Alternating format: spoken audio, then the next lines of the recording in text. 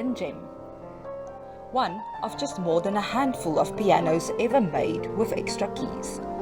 Specially imported for the opening of the Palace of the Lost City 30 years ago. When I was 4 years old, that's when the palace opened and the piano, this Bosendova, it was played by Liberace. I never thought in a million years I'll be here and be privileged to play this piano, but God willingly I'm here today and I'm making history too. And a special guest book, signed by the many famous performers who graced our shores. Good evening, South Africa! South Africa! South Africa!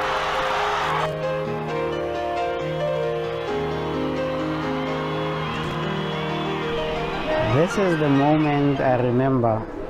I personally served Elton John, and I was his butler on the day, and the entire stay that he was here having a concert with us. The meals that he preferred was just the salad because he was going to a concert, not having a heavy meal.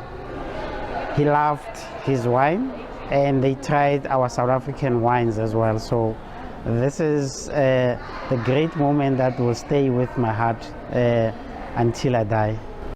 Although this iconic resort did not escape the impact of the coronavirus pandemic, they managed to avoid job cuts.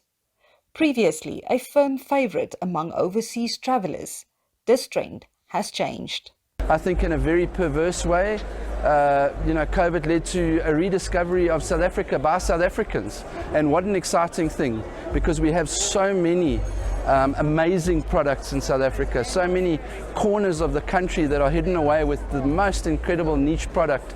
So I think a lot of South Africans have rediscovered South Africa, and from a financial perspective, instead of going offshore, I'm not sure what the rand-dollar exchange rate was yesterday, but it's a tough proposition right now to take your family offshore. So we're really buoyant at the moment from a domestic perspective, and as I say, I'm really looking forward to the return in earnest of the international business. A lack of affordable local air travel is, however, a huge concern for industry role players. Right now, probably one of the biggest challenges we have, and it's a nice challenge to have, but it's a difficult one to fix, is our domestic air capacity.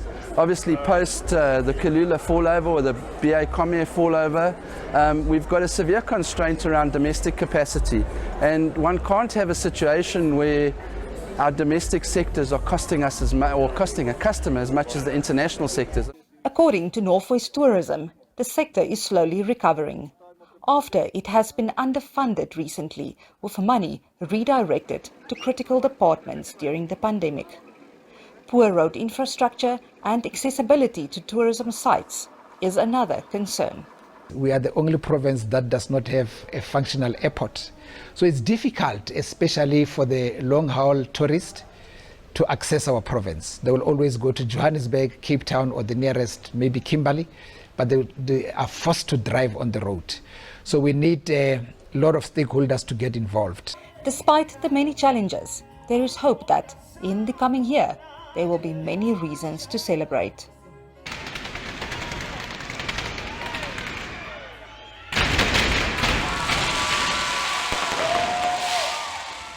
Lizette Labuschagne, SABC News, Rustenburg.